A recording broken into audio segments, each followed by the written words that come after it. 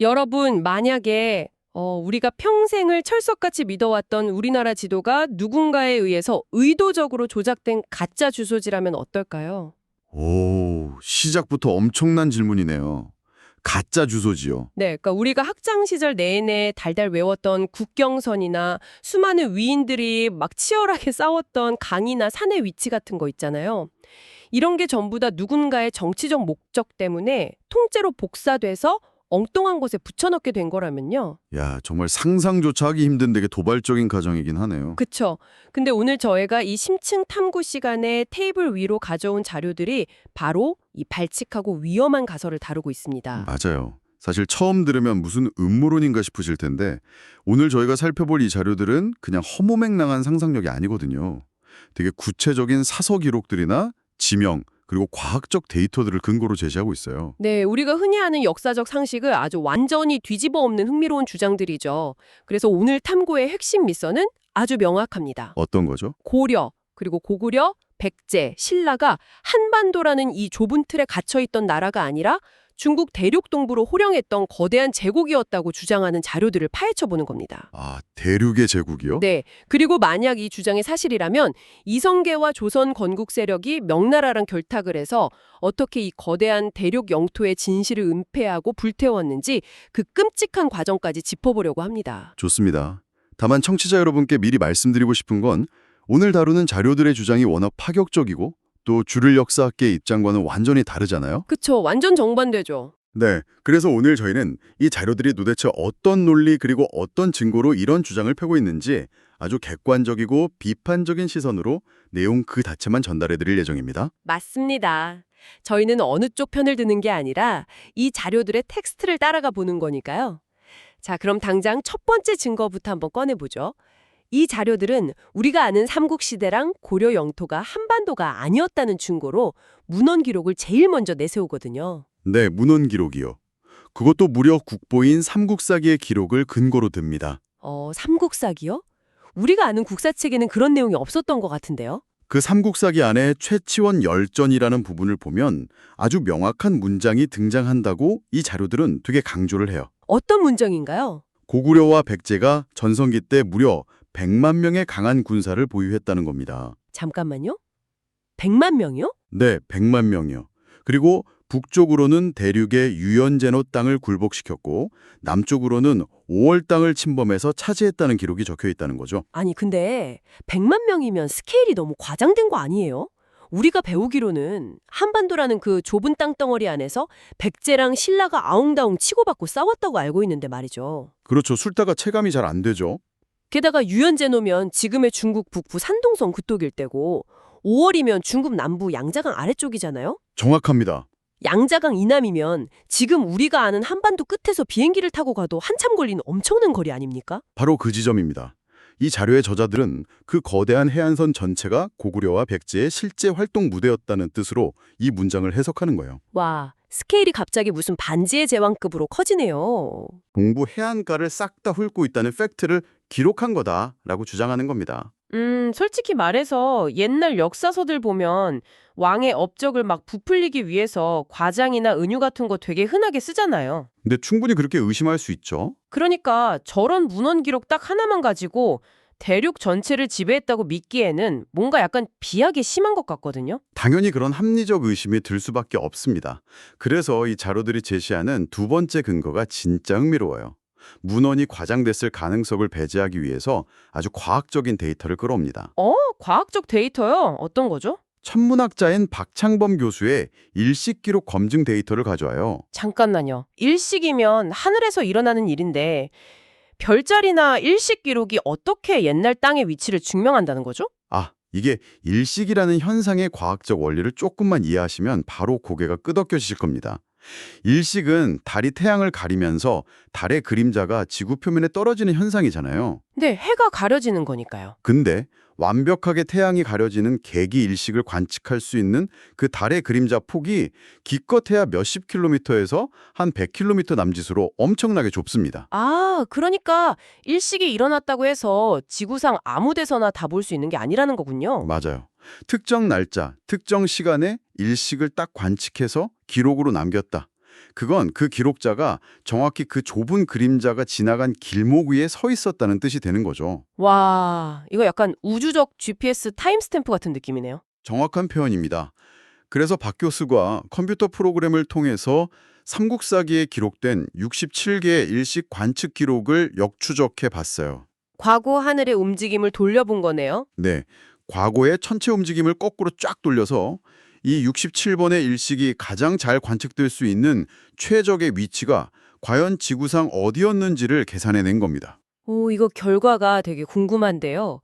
우리가 배운 대로라면 당연히 한반도에 있는 경주나 부여 아니면 평양 주변에 그 GPS 타임스탬프가 찍혀야 정상 아닙니까? 놀랍게도 최적 관측지가 한반도가 아니었습니다. 네. 한반도가 아니라고요? 그럼 어딘데요? 이 자료들에 따르면 그 데이터가 가리킨 곳은 중국 대륙 동부였습니다. 대륙 동부요? 네, 북경 주변부터 양자강 일대에 걸친 지역이었어요. 고구려, 백제, 신라가 일식을 관측했던 초기 중심지들이 전부 다 대륙에 집중되어 있다는 과학적 결과가 나왔다는 거죠. 와, 이건 진짜 소름 돋는데요. 왜냐면 우리가 일기예보를 조작할 순 없잖아요. 그것처럼 옛날 사람들이 우리 영토 커 보이게 할 거야 이러면서 하늘의 일식을 막 지어낼 수는 없는 노릇이니까요. 맞습니다. 일식은 정치적인 의도로 조작할 수 없는 자연의 흔적이니까요. 그러네요. 게다가 이 자료들은 이런 천문학적 데이터뿐만 아니라 동식물 생태계라는 생물학적 증거까지 덧붙입니다. 생물학적 증거요? 식물이나 동물 기록이 있다는 건가요? 네, 신라가 물소뿔로 쇠네, 그러니까 활을 만들었다는 당나라 기록을 제시하거든요. 잠깐만, 물소 뿌려? 네, 물소요. 근데 물소는 엄청 따뜻하고 습한 기후에서 자라는 동물 아니에요. 한반도는 겨울에 막 영하로 떨어지고 꽁꽁 어는데 여기서 물소를 대량으로 키워가지고 무기로 썼다는 건 생태학적으로 말이 좀 안 되는 것 같은데요. 아주 정확한 지적입니다.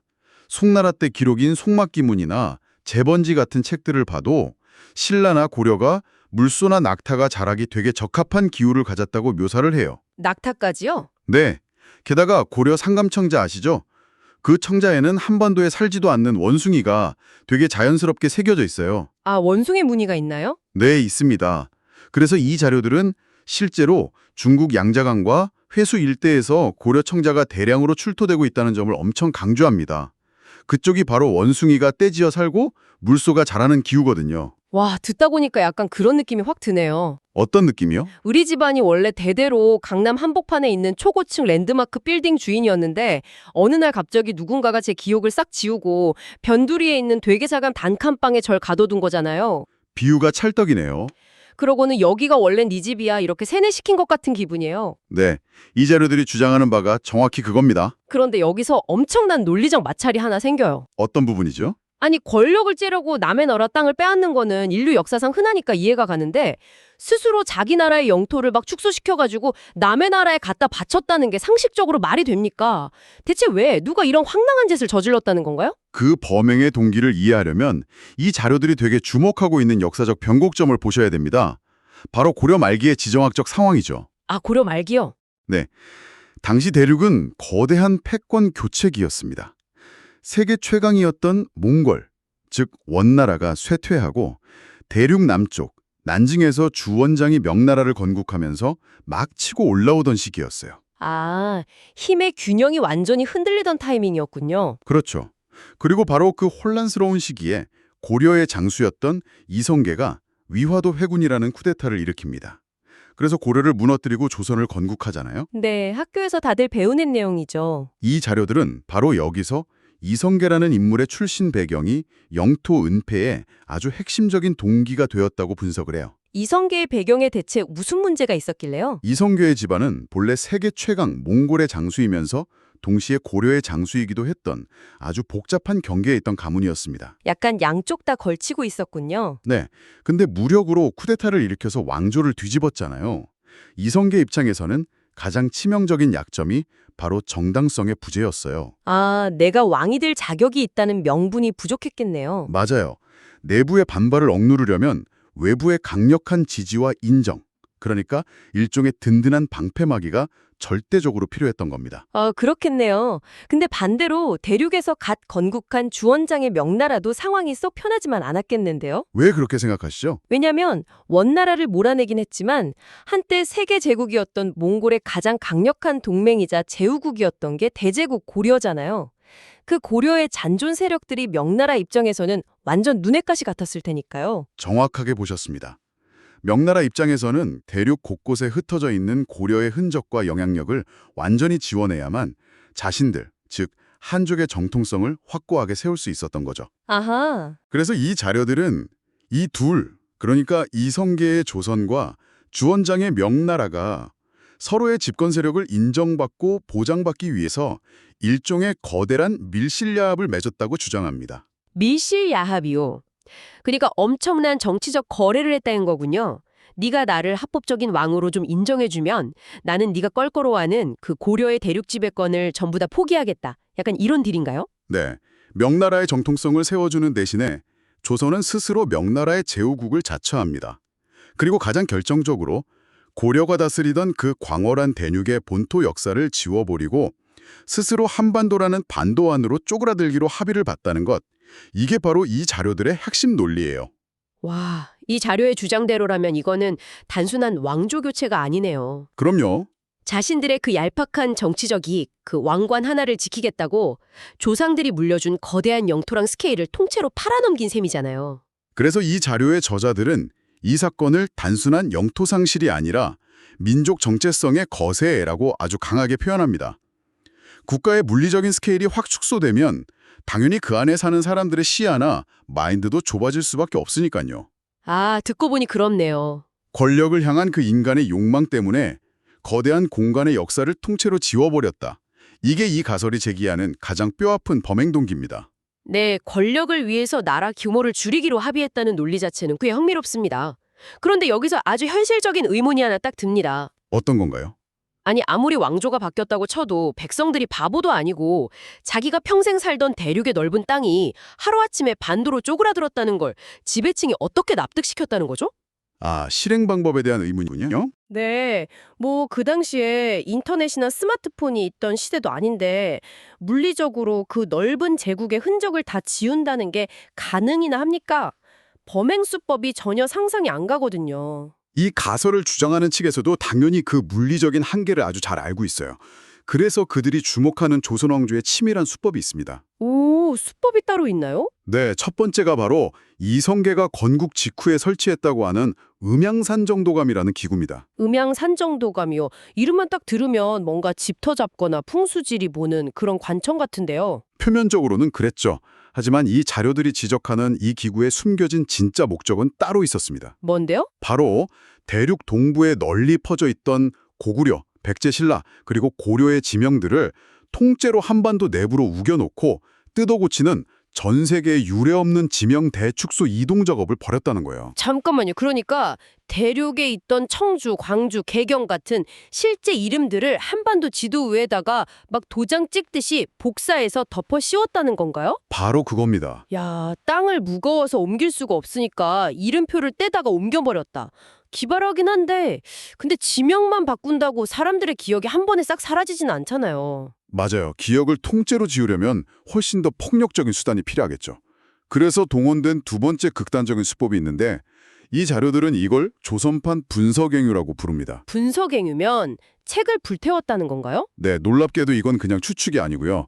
조선왕조실록에 아주 명백하게 기록되어 있는 사실들과 연결이 됩니다. 아, 진짜요? 태종 이방원 시절부터 대륙의 진짜 역사가 담긴 음양서나 옛 풍수지리서를 모조리 다 찾아내서 불태웠다는 기록들이 실록에서 막 쏟아져 나오거든요. 옛날 책을 불태웠다는 기록이 실록에 진짜 있다고요?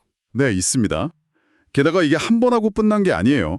세조, 예종, 성종대에 이르기까지 무려 약 80년 동안 전국적으로 아주 극단적인 사서수고령이 내려집니다. 80년이요? 네, 그 칙령의 내용을 보면 되게 끔찍해요. 옛 지리지나 역사책을 숨기고 관아에 바치지 않는 자는 참수형에 처한다. 참수형이요. 목을 벤다고요? 네, 참수형입니다. 와, 세상에. 아니, 책 큰 건 숨겼다고 사람을 죽였다면 백성들 입장에서는 진짜 공포에 질려서라도 자기 집안에 숨겨뒀던 대륙 시절의 역사책을 다 불태워 버렸겠네요. 그럴 수밖에 없었겠죠. 거의 뭐 3대에 걸친 80년 동안 국가 주도록 이런 완전 범죄 스릴러 뺨치는 억압이 있었다면 확실히 기억이 단절될 수도 있겠다는 생각이 듭니다. 바로 그 지점을 이 자료들이 파고드는 겁니다. 80년이면 할아버지 세대의 기억이 손자 세대로 넘어가지 못하고 완전히 끊어지기에 되게 충분한 시간이거든요. 네, 세대가 끊기죠. 그래서 이 자료들은 조선이 이렇게 80년간 피바람을 일으켜서 사상을 완전히 통제하고 오직 명나라 제후국 입맛에 맞게 재편집된 사서들만 딱 남겨놨다고 주장합니다. 야, 무섭네요, 진짜. 그리고 이 역사 왜곡의 활용점정이 언제 찍히느냐? 바로 일제강점기 36년 동안 일제의 조선사 편수회를 통해서 완성되었다고 보는 거예요. 일제의 입장에서는 조선이 스스로 반도로 막 쪼그라뜨려 놓은 이 역사가 식민 지배를 하기에 너무나 완벽하고 좋은 명분이었겠네요. 맞습니다. 반도에 갇힌 약소국이라는 프레임을 일제가 아주 낼름 가져다 쓴 거군요. 그렇죠.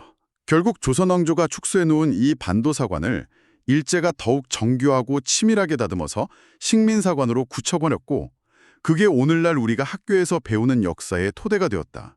이게 바로 오늘 저희가 다루는 심층 탐구 자료들의 아주 핵심적인 뼈대입니다. 솔직히 80년 동안 책 불태우고 사람 목까지 베어가면서 입을 막았다고 하니까 되게 무섭긴 한데요. 근데 아무리 그래도 완벽한 범죄는 없잖아요. 네, 흔적이 남긴 마련이죠.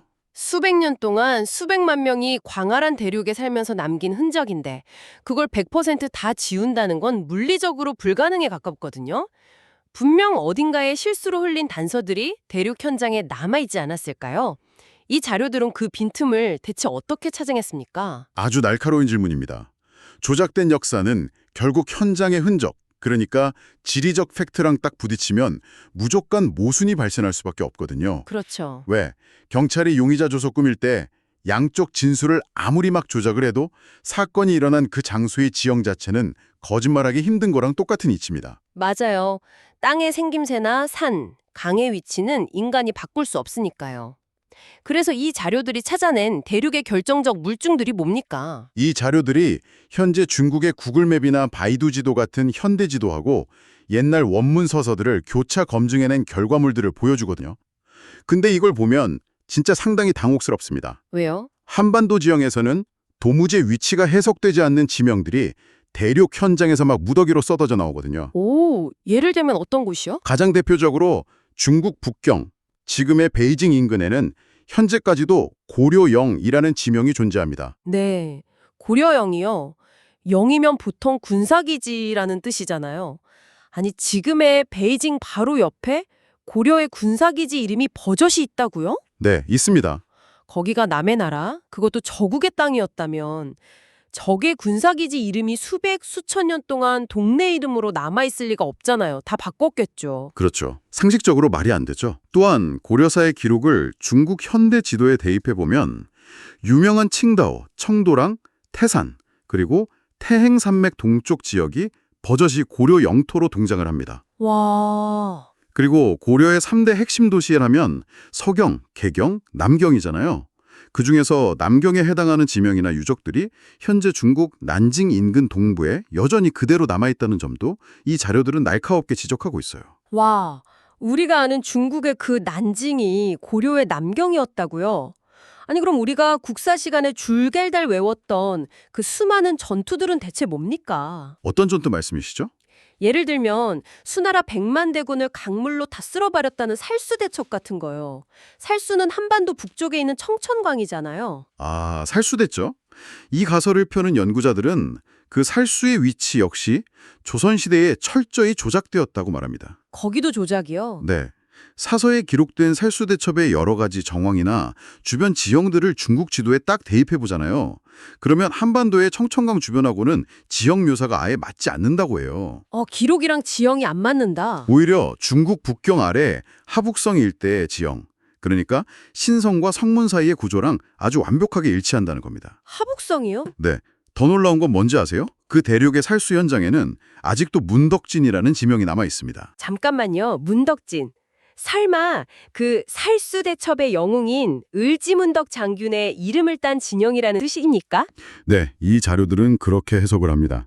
그 거대한 전투의 현장 자체가 한반도가 아니라 지금도 대륙 깊숙한 곳에 팩트로 남아있다는 거죠. 이야, 진짜 소름이 쫙 돋네요. 이 밖에도 발해와 신라 역시 중국 동부 대륙에 본투를 두고 있었다는 증거들을 댑니다. 백제가 다스렸다는 22담로나 신라인들의 집단 거주지였던 신라방, 신라소 같은 게 해안가가 아니라 중국 대륙 아주 깊숙한 내륙에 수백 개나 실제했던 흔적들을 쫙 제시하거든요. 와, 정말 듣다 보니까 머리가 얼얼해집니다. 그러니까 역사 기록 자체는 권력자들의 입맛대로 막 불태워지고 지명표가 억지로 뒤섞였을지언정 그 사서에 무심코 적힌 디테일한 묘사들이랑 현재 대륙의 지형을 크로스 체크해 보니까 꽁꽁 숨겨뒀던 모순점들이 막 그대로 튀어나오는 거네요. 정확합니다. 아무리 기록을 조작하고 사람 입을 막아도 현장의 지형은 절대 거짓말을 하지 않는다는 말이 확 와닿네요. 네, 승자의 권력욕에 의해서 기록은 얼마든지 지워지고 조작될 수 있죠. 하지만 수백만 명의 민중이 대를 이어서 살면서 불렀던 땅의 이름, 그리고 산과 강에 새겨진 팩트마저 한치의 오차도 없이 완벽하게 지워낼 수는 없었던 거죠. 그렇겠네요. 이 자료들이 우리한테 끊임없이 원문사서랑 대륙의 지도를 계속 교차 검증해보라고 요구하는 이유가 바로 여기에 있습니다. 네. 자, 여러분, 오늘 저희가 살펴본 이 파격적인 심층 탐구의 내용들 어떻게 들으셨나요? 여기서 우리가 한 가지 확실히 짚고 넘어가야 할 점이 있습니다. 어떤 점이죠? 오늘 우리가 다룬 이 자료들의 주장이 100% 진실이냐 아니냐 이걸 떠나서요. 단순히 우리 옛날 영토가 대륙을 지배할 만큼 컸었대. 우리 민족 대단하다. 이렇게 무슨 민족주의적인 환상에 빠져서 우쭐해하자는 게 절대 아닙니다. 맞습니다. 국수주의적 관점으로 막 지도를 넓히는 것에만 머물대어서는 안 되겠죠. 이 자료의 저자들이 진정으로 강조하고자 하는 것은 따로 있습니다. 그게 뭔가요? 조작되고 축소된 역사적 수레임이 현재 그리고 미래에 비치는 실질적인 위협을 똑바로 직시하라는 겁니다.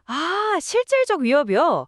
이 자료들에 따르면 지금 중국이 되게 치밀하게 진행하고 있는 동북공정 역시 단순한 역사 왜곡으로 볼 게 아니라는 거죠. 그렇죠. 고구려, 발해를 넘어서 이제는 백제랑 신라까지 자국의 역사로 편입시키려는 움직임이 있잖아요. 이게 결국 우리가 스스로를 한반도라는 좁은 틀에 딱 가둬둔 그 약점을 정확히 찌르고 있는 겁니다. 네, 역사를 빼앗긴다는 것은 곧 민해의 주권과 직결되는 문제니까요. 우리가 누군가에 의해서 의도적으로 은폐되거나 축소된 역사의 가능성조차 아예 모른 채 반도라는 공간적 한계에만 머물러 있다면 어떻게 될까요? 주변 강대국들이 훗날 한반도에 대한 영토 분쟁을 막 일으킬 때 우리가 속수무책으로 논리적 명분을 싹 다 내어줄 수밖에 없겠죠. 바로 그게 이 자료들이 우리에게 보내는 가장 무서운 경고입니다. 오늘 이야기 정말 뇌리를 강력하게 팍 자극하네요. 조선의 건국 세력이 자신들의 알량한 권력이랑 정당성을 지키기 위해서 후손들이 마땅히 기억해야 할 그 광활한 공간의 기억을 불태워버렸다는 이들의 가설을 쭉 따라가다 보니까 저한테 한 가지 되게 오싹한 생각이 듭니다. 어떤 생각이시죠? 역사는 과거의 일로만 끝나지 않는다는 거죠. 여러분, 우리가 평소에 너무나 당연한 진실이라고 굳게 믿고 있는 사회적 상식들이나 세상의 규칙들 있잖아요. 네. 그중에서 누군가의 기득권을 아주 굳건하게 유지하기 위해서 되게 정교하게 설계되고 세뇌된 것들이 과연 수백 년 전의 낡은 역사책 속에만 존재할까요? 현재의 문제로 연결되는군요. 당장 여러분이 오늘 아침 출근길에 아무 의심 없이 스크롤을 쓱쓱 내리며 읽었던 그 뉴스 기사의 헤드라인은 과연 온전한 진짜가 맞을까요? 예리한 질문입니다. 여러분의 세계를 규정하고 있는 마음속의 그 지도는 과연 누가 그려준 것인지 오늘 한번 깊게 의심해 보시기 바랍니다. 익숙한 것을 의심하고 질문하는 자만이 숨겨진 진실에 한 걸음 더 다가갈 수 있는 법이니까요. 네, 다음 심층 탐구에서도 여러분의 지적 호기심을 확 깨워줄 아주 새롭고 놀라운 자료들과 함께 다시 돌아오겠습니다. 여러분의 세계가 오늘 조금 더 넓어졌기를 바랍니다. 함께해 주셔서 감사합니다.